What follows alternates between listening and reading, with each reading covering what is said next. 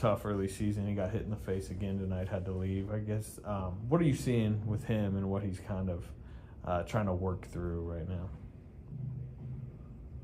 What he's trying to work through is y'all fault. I told y'all that at the beginning of the year. It's hard, and I don't say this from experience of myself. I say this from experience of watching people. It's hard having a great rookie season and then coming back and having the second year as good or better. It's tough. That's why you've always heard of a sophomore slump. You know, it's a very tough thing to do. And I think for him, he's just put so much pressure on himself for the player that he wants to be and that he thinks he should be, and it's unnecessary. Because what he's special at is doing all of the other things on the floor. And when you put the pressure on yourself, like, I gotta make this shot, right? But there are some guys that have that pressure, and they have to because that's what they do.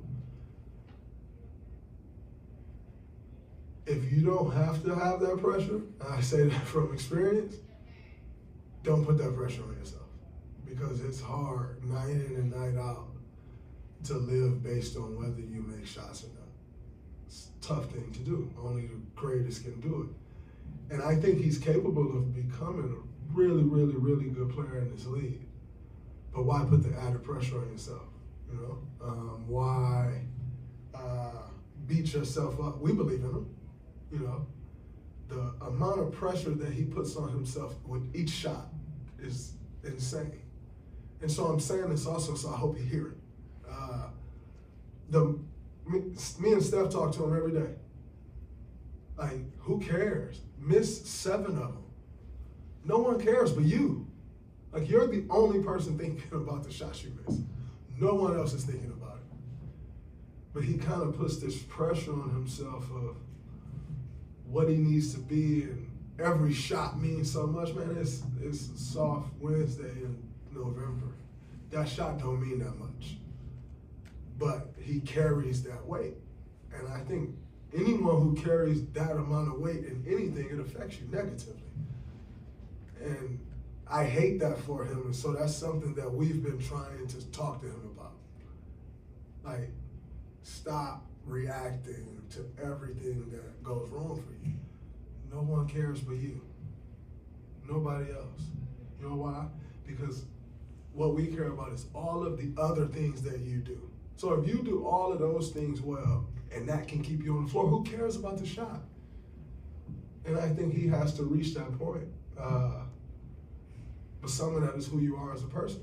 And so you have to do that work as well. You know, so we have the utmost belief in him, and he's been positively affecting his team. So I'm not saying he's in any way hurting us as a team. Like, we're a better team when he's on the floor.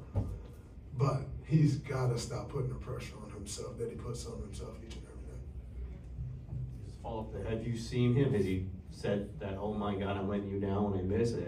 Have you heard him basically have that emotion? Yeah, and you almost want to tell him, shut up, man. Like, because again, none of us are thinking that way. Like, we just don't.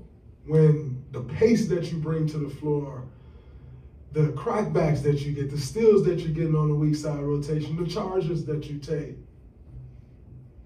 those are all great things.